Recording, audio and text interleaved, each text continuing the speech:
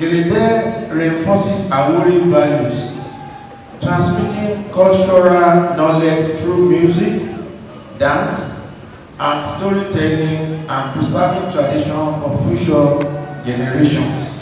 By celebrating feminine energy, Gelede recognizes women's crucial contributions to community development, encouraging inclusivity and diversity.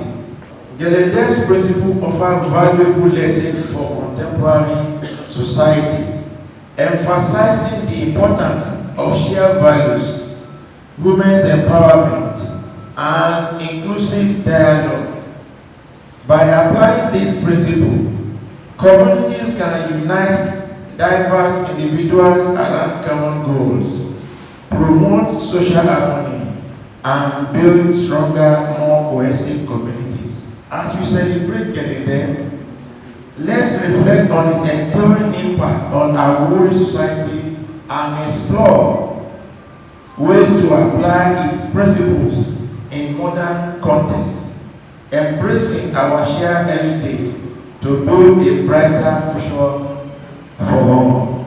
Additionally, Gelede's emphasis on cultural preservation helps safeguard AWORI traditions, protecting them from erosion and ensuring their relevance in modern times. Gelede's impact extends to community-based initiatives and social entrepreneurship, inspiring projects that address present social issues.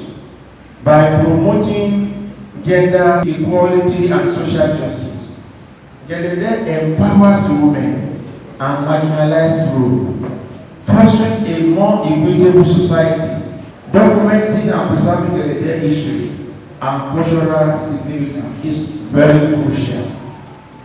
Ensuring that future generations understand its importance and can continue to draw inspiration from their rich cultural heritage. By doing so, Gelede will remain a vibrant force for social change and community development.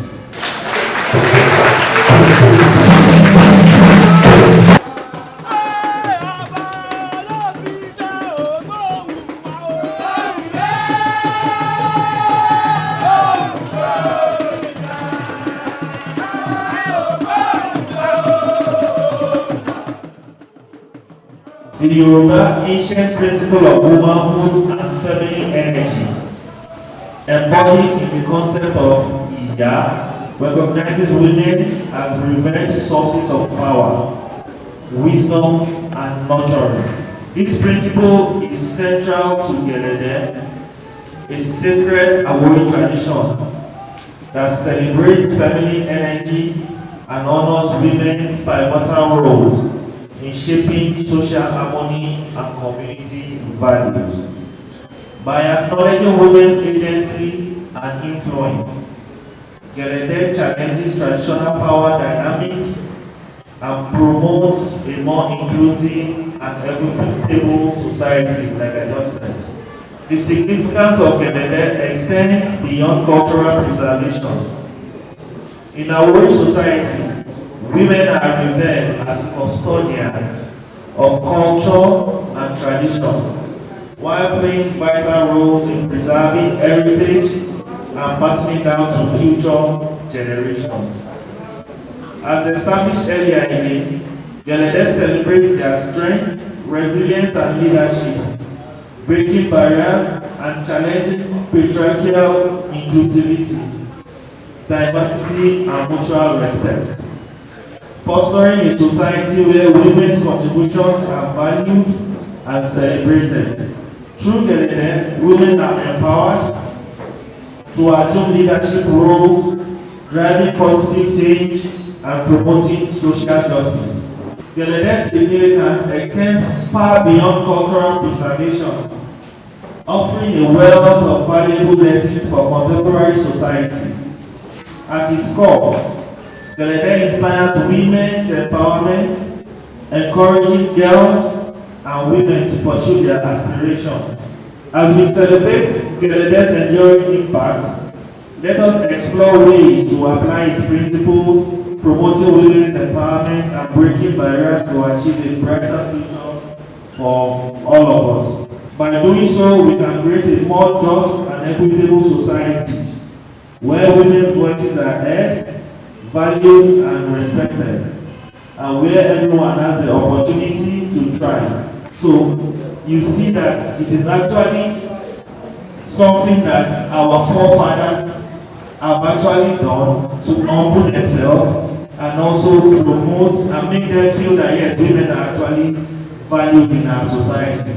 So let us keep this culture, let us continue to humble ourselves and accept that women's roles in our society should not be underestimated.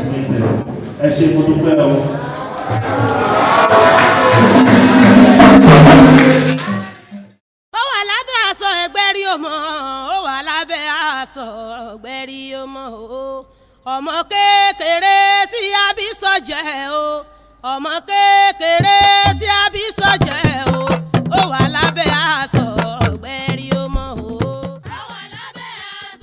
Let me confess that I came here to learn because I've been part of the whole Gelede right from childhood. I grew up in Adawato in Abeokuta. The distance of Adawato at that time was my grandmother, and she was always telling us about Gelede. In fact, I was a Kori child, another man back.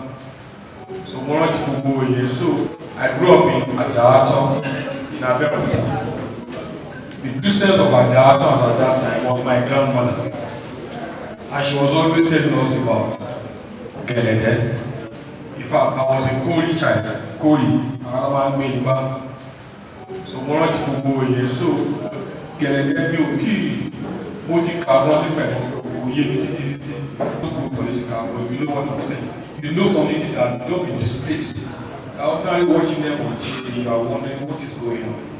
How can we be demonizing ourselves? Primarily, Owadibi as a journalist and as a writer and as a lover of culture, as an eternal student of the Yoruba culture. Èdè Yorùbá, àṣà Yorùbá, ká máa gbé lárugẹ, ká máa polongo ẹ̀. Ìyẹn ni mo fi ń mí lójoojúmọ́ tí mo sì máa ń wá àyè àti ṣe ní gbogbo ìgbà and to put it into practice. Inú mi dùn gan láti wà níbí lọ́jọ́ èyí. That means láti wá support ẹ̀gbọ́n mi nínú art, Professor Gelede Atiku, because of all the knowledge that he has and how he has been very much interested in putting a lot of artists into a deep knowledge of Isheshe practices, Yoruba culture, and how they can invite that into their artistic practice. I'm very happy, that we're having this very important conversation today, especially because of how women, especially older women over 50, are treated in the society. They are stigmatized, they are regarded as witches, they are often, put in the backdrop of a lot of things happening in society. So this focus on Gelede is a way of honoring our mothers, our older women, and also putting them back into the conversation in the society. So I'm very happy to be here. Thank you very much for the honor. Baba wumi mo le keku meje. Egu onígunnu ni tàwọn àánú mi ọmọ tápà lé òkú ìlàlélú ọ̀yànú mi ọmọ tápà àti fáàmù sèlú. Egun oníga ẹlẹ́dẹ̀ lójú rẹ̀ rí bí àwọn ọlọ́mọge. Wà tún lójú tó ti rí gẹ̀lẹ́dẹ̀ o. Wà lójú tó ti rí gẹ̀lẹ́dẹ̀ ti dé òpin ìran. I will start by saying Gelede is a traditional of the Aworiland. Embodies the essence of Yoruba cultural heritage, emphasizing the pivotal role of women in societal harmony and balance. This ancient practice, recognized by UNESCO as an intangible cultural heritage of humanity, finds its root deeply embedded in the tradition, where specific Odufa such as Oshetura, Okudabeki, and so many other persons elucidate the significance of Gelede in fostering community cohesion and spiritual growth. Through Ifa lens, Gelede emerges as a powerful symbol of feminine energy, encapsulating the mystery of fertility, motherhood, and collective well-being. The transmission of Gelede cultural value is intricately linked to the Ifa purpose, where oral tradition and divination practice serve as the vessel for preserving and conveying the essence of AWORI heritage. Oduifa like Ejiobe, Osameji, and Iwodimeji underscore the importance of respecting and honoring the feminine principle. By examining the sacred text, we gain insight into the historical and spiritual context that have shaped Gelede role in promoting social balance, resolving conflicts, and celebrating the cycles of nature and human life. This paper explores the intersection of Gelede and Ifa divination, tracing the thread of history, cultural preservation, and transmission that we have woven Aworiland's rich heritage through a multidisciplinary approach. It highlights Gelede enduring the relevance in contemporary times, serving as a powerful reminder of the importance of honoring and integrating feminine values into the fabrics of society. By delving into Odufa, I would like to talk about Iwodimeji. The first question that all of us should have in mind is, when they are saying, what is Gelede or Gelede? Most of us are seeing the carved sculptural representation of Gelede, like the one we are seeing there. Before I will solve it, because I used to tell people that Gelede is beyond entertainment. It's not something that because you want to entertain people, you just go there and bring them out and say, oh, this has to do with our culture. This has to do with what we call spirituality. In Iwodimeji, Ifá ní èmi èwò, ìwọ èwò, adífá fún eléwò mátẹ̀, ọmọ abọ fífi, ọmọ abọ ṣíṣẹ, ọmọ abòrìṣà kan jìgìjìgì léwò. Ìgbà tó ti kọ̀ ní ọ̀rùn bọ̀ wáyé wọn ló kára ńlẹ̀ ẹ̀kọ́ ni kó máa ṣe. Àwòrán màmá dé o, igi abẹ́lú dèdèrè, ẹ̀là, kíkú má ṣe pa wá. Àwòrán màmá dé o, igi abẹ́lú dèdèrè. Bí Ifá yẹn ṣe sọ, ìgbà táwọn owó ìkéde àwòrán ni. Ifá dẹ̀ ti sọ pé àwòrán dé, igi abẹ́lú dèdèrè. Èyí tó túmọ̀ sí pé òrìṣà tó ń bọ fífi tí wọ́n bá ní kí nǹkan fín àbí kí nǹkan ṣe, nǹkan pé gbogbo náà làwọn àmì ìbàdàn jẹ́ ọmọ kóòtù òjìire. Tó bá ní nǹkan fín, it means that is manifesting is acceptable. Tó bá ní kí nǹkan ṣe, bóyá ìmọ̀ gbàdúrà kó tó di pé o máa sọ pé àdúrà ẹ gbà àdúrà ẹ ṣe kí ni ó ti ṣe ẹ̀gẹ́. That shows that there is power in what we call Gelede. Tí a bá débẹ̀ tí àwọn ìyá wa tí wọ́n bá gbọ́ bó ṣe yẹ kí wọ́n gbọ́ gbogbo nǹkan tí a bá tọrọ bẹ̀ á ṣe kí ni àbọ̀ sí. Inú mi dùn nígbà tí àwọn bàbá wa kábíyèsí oní tóbi sábẹ́ tí wọ́n sọ̀rọ̀ pé àwọn ṣe ọdún Gelede ẹgbẹ́ yẹn kébì náà tẹ̀lé àwọn ìyá wa wá. A rí pé tí ẹ bá bí wọ́n lọ́kàn wọn àwọn náà mọ̀ pé Gelede tí a ṣe ọdún ẹ̀yìn kí ìlú lè ṣe kí ni ó lè tùbà ní àbí bàbá ṣé mo parọ́ sà kí ìlú lè tùbà ó lè túṣẹ. That is why I said Gelede is beyond entertainment. And tí a bá tún wò nínú olùfà kan òkúta bèbè ó sọ pé àwọn ni wọ́n fara lòkè fara lómi dá fún wọn ní oyè ìrọ̀ ibi ogún pé káwọn mọ́lé pitipiti wọn náà kára lẹ́ẹ̀kọ́ ẹ̀kọ́ máa ṣe. This is a very simple story. From that Ifá fast Ifá yẹn àwọn aróde ìrọ̀ nígbà ìwáṣẹ̀ ogun ló ká wọn mọ́ wọ́n wá lọ dáfá lọ́dọ̀ babaláwo they went for a consultation and Okudabede was the Odu that came out for them. They were like, okay, ẹbọ lẹ máa rú ètùtù lẹ máa ṣe. Ṣùgbọ́n Ifá tí wọ́n dábò yìí ó ṣàlàyé àwọn kankan. Ó ní ogun tó ń wọlé sí ìlú yìí tó ń gba ẹnubodè wọlé sínú yìí ẹ máa ní oríṣiríṣi aṣọ ẹ máa ṣe báyìí ẹ máa ṣe báyìí ẹ máa ṣe báyìí. Tí ẹ bá ti wá ṣe wọ́n ti pẹ̀lú nígbà wáṣẹ̀ ọkùnrin ló jagun.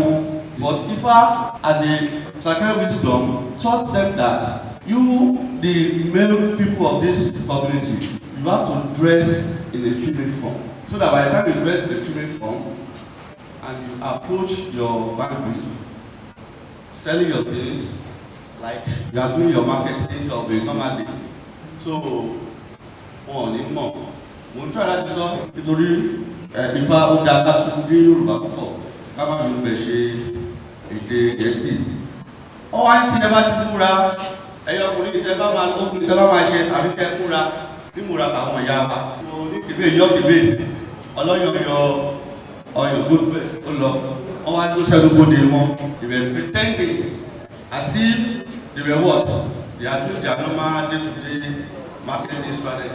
Not knowing that ogun tó ń bọ̀ àwọn èèyàn mọ̀ pé àwọn akọlóṣe kíni ló wà níbẹ̀. Ìgbà tó kì í máa dé àwọn tó bá jagun ṣe mọ̀ pé wọ́n tún wá rí àwọn obìnrin pé these are women, beautiful women. Pẹ̀lú beautiful women with and they were like trying to approach them, seduce them and all sorts of things like that. Not knowing that they were men. And on the long run, ìgbà tó yá ìjà yẹn ṣe kiri ó ṣẹlẹ̀ èyí tó ti bọ́ra lẹ̀ nínú jagunjagun tó ti bọ́ra lẹ̀ tó ti sùn sẹ́gbẹ̀ẹ́ ìgbébè ìgbà tó máa rí ó ní pé ọ̀tọ̀ lè lọ sí òun bá bẹ̀. So this is to tell you that in the olden days Gelede has been a tool, has been one of the Orisha, God is an Orisha, that has been used to fight a war and conquer a war. So nítorí ìdí èyí Gelede jẹ́ òrìṣà tó jẹ́ pé tí o bá dé àwọn bàbá àwọn ọmọ tí mo sọ yìí ó ní Gelede bá ṣe kéde tó bá pe Gelede á ṣe kéde á ṣẹ́gun. So I know we still have a lot of emphasis that say different story that are interesting story about Gelede. I want us to know that Gelede is not just an entertainment, it's an òrìṣà that we Aworis was both the highest and value so much. Ẹ ṣé mo dúpẹ́. Ìlànà ìlànà ìjọsìn.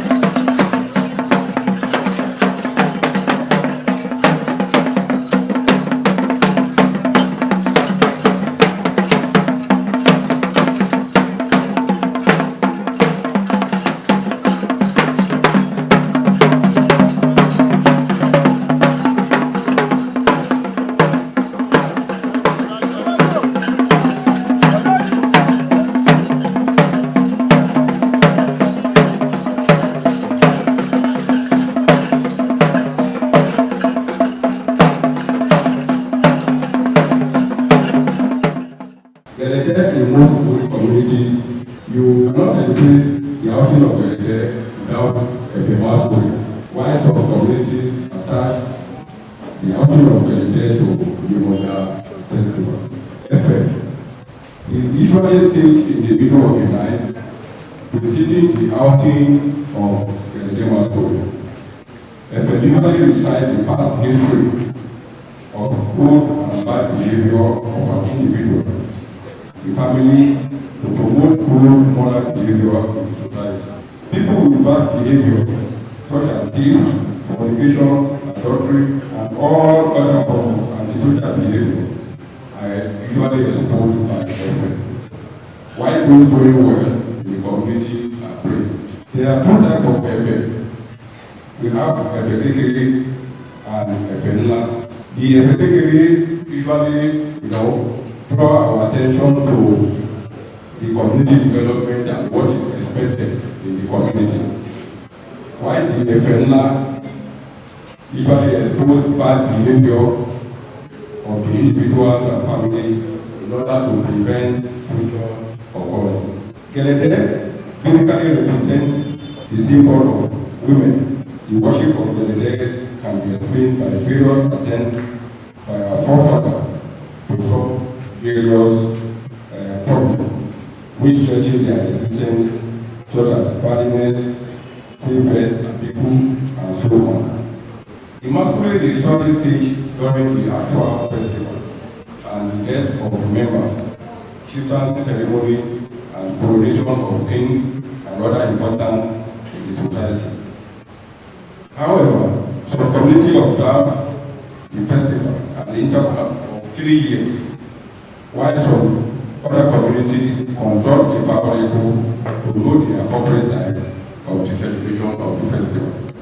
Most important features of Gelede costume is the mark, which differentiates the male and female. The entire regalia of Gelede is made up of female materials. All the materials of Gelede is made up of female material, which often donated by women. The combination of the colorful clothes of Gelede, the bead, the artificial breast, skirt, the mantle, and all combined to make the masquerade interesting to watch. Drum and dance system of Gelede remain one of the most important aspects of the masquerade. Gelede exhibit their dancing steps and style in reaction to the talking drum, which is usually embedded in the history of the people, the entertainment, and the cultural value. But it is important to note here that the talking drum differs from one community to another.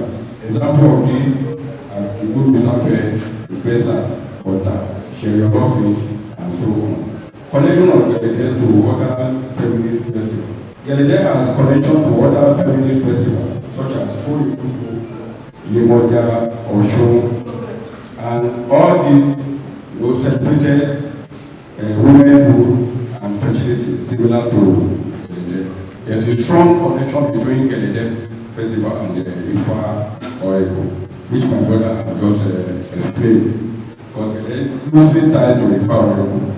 In Yoruba culture, Gelede is often performed in conjunction with Ifa evolution rituals, particularly in the community where they have to consult Ifa or Eko before the outing of Gelede. The importance of Gelede has been enumerated by our royal fathers. We have talked so much about the importance of Gelede, female empowerment, fertilities, community bonding, and ancestral reverence, and protection of diseases in the community, social harmony, promoting of economic well-being, and so on. The concept of Gelede as an agent of anti-social behavior should be adopted by any community or country in the world to bring harmony to the world as a global peaceful and moral society. Gelede is an expression of the Ifa principle, reinforcing the community's spiritual and cultural value. The common feature of the masquerade for the community is that the masquerade represents feminist festival, which is the celebration, recognition, and contribution of women's existence in the society. not only promoting the gender balance, but the education of the festival equally serve as agent of social control for the harmony of the community. I want to call a woman who is also from the Society of Ilaro, and also the Ilaro Gelede, members of them are also with her. So she's going to talk about the family energy of Odua as it's related to Gelede.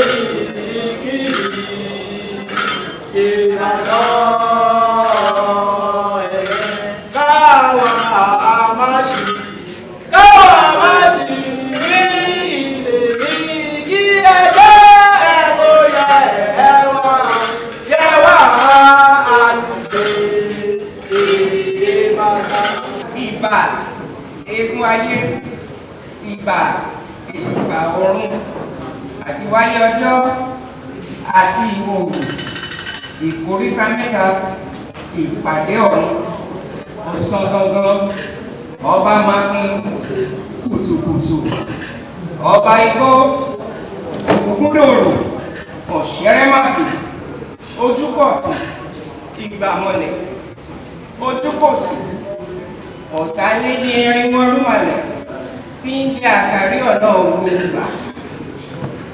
Olú igbó, inú igbó, olúgbòhùn, ilẹ̀ ọdán, ilẹ̀ ọ̀gẹ́rẹ́, afọ́kọ́yẹrí, atẹ́rẹrẹ kárí adé, alápò ìkàdá ṣèlè kùnú, tí ń gbẹ ní ìbí kàlùkàlù.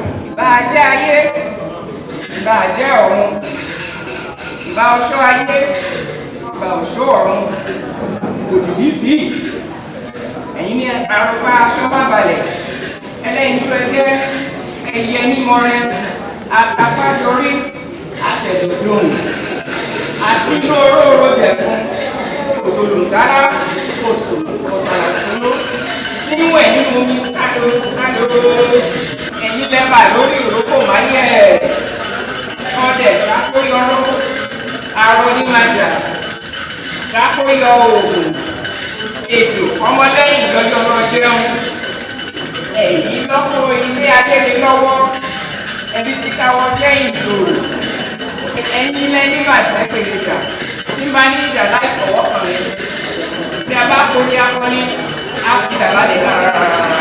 Ìbà lọ́kọ̀ fún ẹ̀yin ìyá mi, ojúbà yín lónìí o, ẹ̀jẹ̀ tí bàbá yóò fẹ́ o. Society of the ancestral mothers is both a secret and sacred society, described as being at once invisible and ever-present, often referred to as the task force and enforcers of Eledumare, entrusted with the continuous recalibration of the balance of power in both the spirit and earthly realm.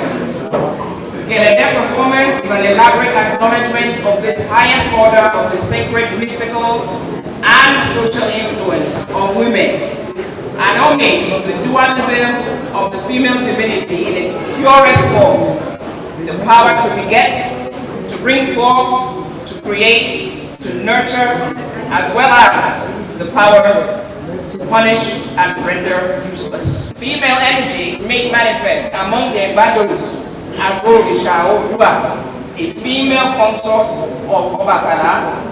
She is also known as the Yakufun and Yanda, the fair-skinned great mother. This is the highest level of Gelede masculine society in the Embadoos. Legend states that during the early founding of Ilaro Kingdom, they faced a great manner of strife and war. They say a strange, extremely fair complexioned woman named Odua appeared in the village called Itolu and started living among the indigents. She became successful as a farmer and a trader. She assisted the kingdom in solving many problems and in defeating their enemies. However, suddenly without notice, she disappeared at a particular spot in Itolu Forest, and on that spot appeared a mud hut covered with raffia palms called Gelede. In this house, she left her stones and other items of her share. She was later deified, but this location where she disappeared became the main shrine of Aworiland'S among their values. For the eyes shall see, the ears shall hear, but the mouth shall remain silent. Homage to my divine mothers, the owners of the world. Homage to the ancestral mothers of my ancestral clan. For the tree that bears no fruit is still a tree that protects the earth, just as the earth continues to nourish and protect it. For the womb that bears no seed still nourishes and lends its power to the protection and nourishment of its plants.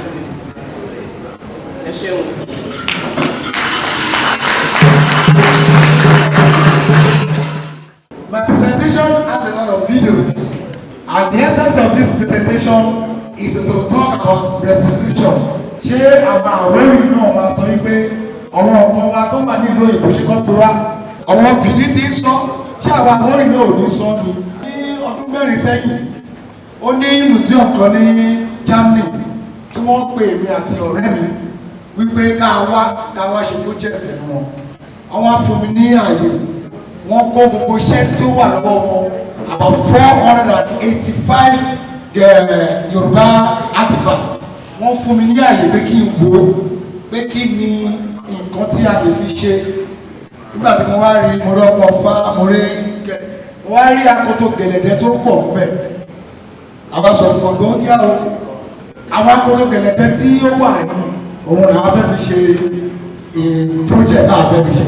Nígbà àwọn akoto gẹ̀lẹ̀dẹ́ yìí ẹ bá wa dá padà wá sí ibi tó ti wá kí wọ́n gbé jó kó jáde síta kọ́wọ́ yàn rí kọ́ wọ́n dá padà asọ́lọ́sọ́tọ̀ asọ́lọ́sọ́sì.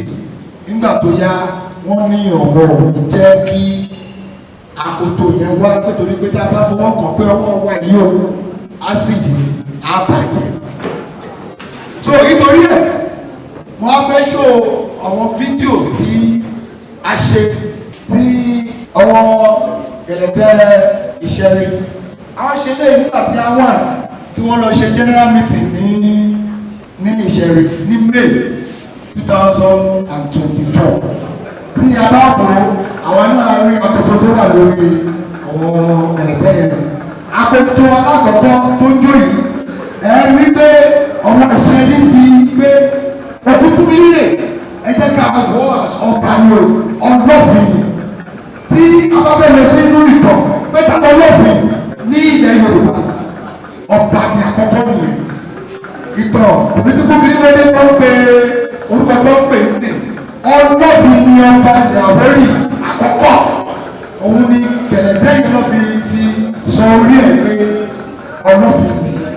Tí ẹ bá dẹ̀ ń wo ẹgbẹ́ ọmú ìyá ọ̀nà wa bó ṣe wà lóta wọ́n sọ fún ẹgbẹ́ gbogbo ẹni tó bá wà láyé tó bá fẹ́ torí rẹ̀ tó bá dàgbà ọ̀hún ló máa gbà bí bẹ́ẹ̀ bá ti sọ kò tí kò tó wá sí.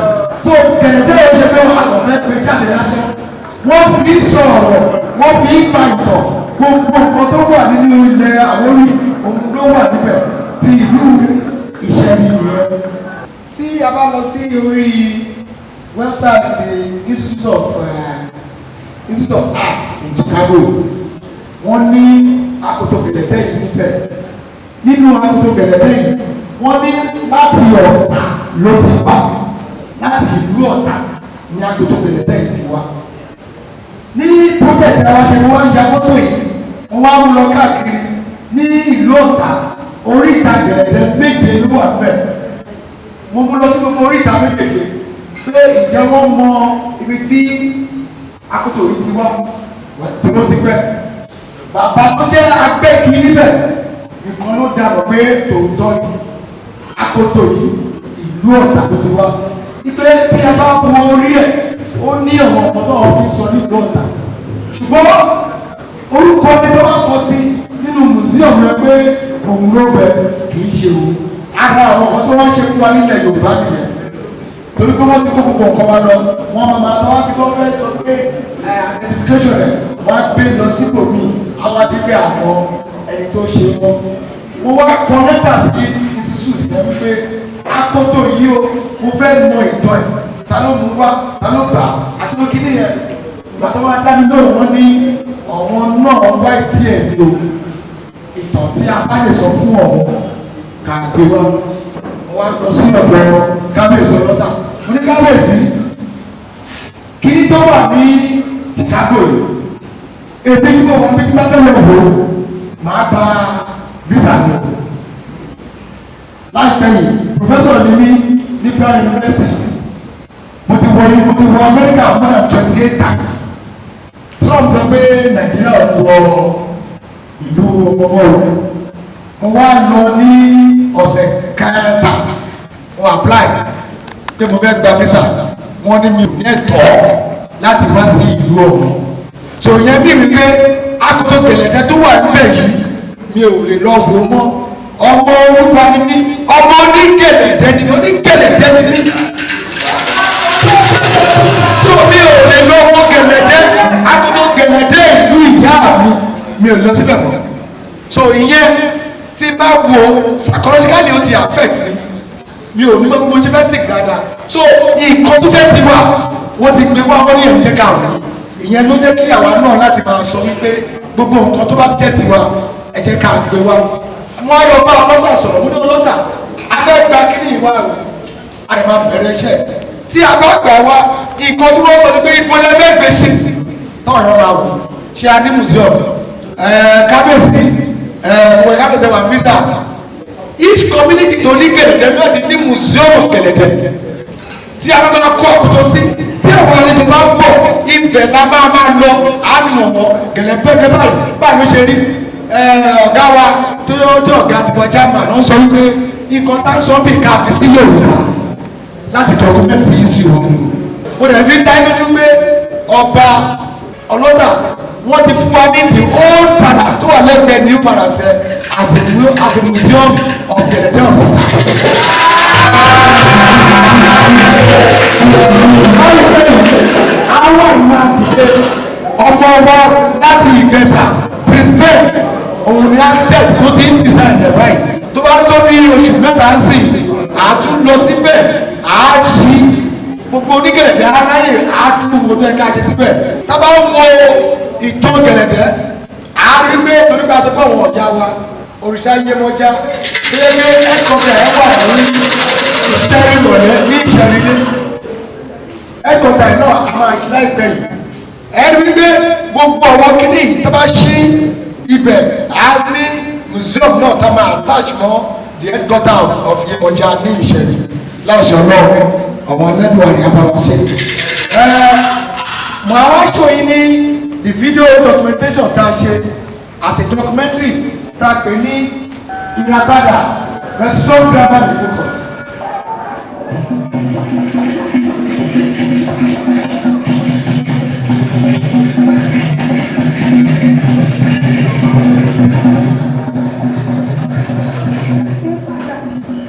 Láàbí ṣe ọdún Gelede ó jẹ́ òòṣà kan tí ojú bá kẹ́gùn òun ló bá ṣẹ́gun tó bá ṣẹ́gun àbòrún ní wẹ́rẹ́ àgbọn ní ẹ̀tọ́wọ́ àlàbèsè olórí máa ṣiṣẹ́ ọlọ́mọ náà òòṣà ògùn ní àtúnṣe yìí ó máa fún ìbùṣe ó jẹ́ kí fún ìgbẹ́gà.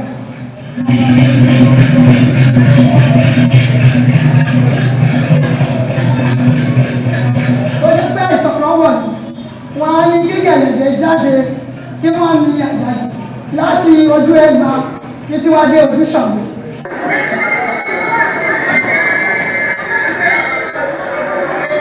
Orí ẹni wà lọ́ta, orí bá ọ̀tọ̀ òsì ìjàdọ̀. Orí ẹni lọ́ti ṣe ìbọ̀wẹ́ ọlú ẹjọ́ tó ń méjì ìgbòmọ̀ ọdún mẹ́ta ìjàdọ̀ méjì lọ́nà òsì orí mẹ́ta akọ̀ọ̀dún ìjọba lórí ìbí bẹ́ẹ̀ ìbí pẹ́ gbọ̀n. Àwọn ìṣẹ́ ẹgbẹ́ àwọn àlejò tí wọ́n gbé orí bá Ibi ẹni gbẹ́gẹ̀rẹ̀ orúkọ àlejò ìjọba pé méjì lórúkọ ìdílé gẹ̀rẹ́gẹ́ ìṣe tí níbi kan gbogbo nígbà ìdílé ẹsì tí gẹ̀rẹ́gẹ́ ẹ̀rọ ní ìjẹ́ máa gbé sí àbíkọ́ bàbá ìdílé kọ́ àjẹ́bù àwọn afẹ́sí.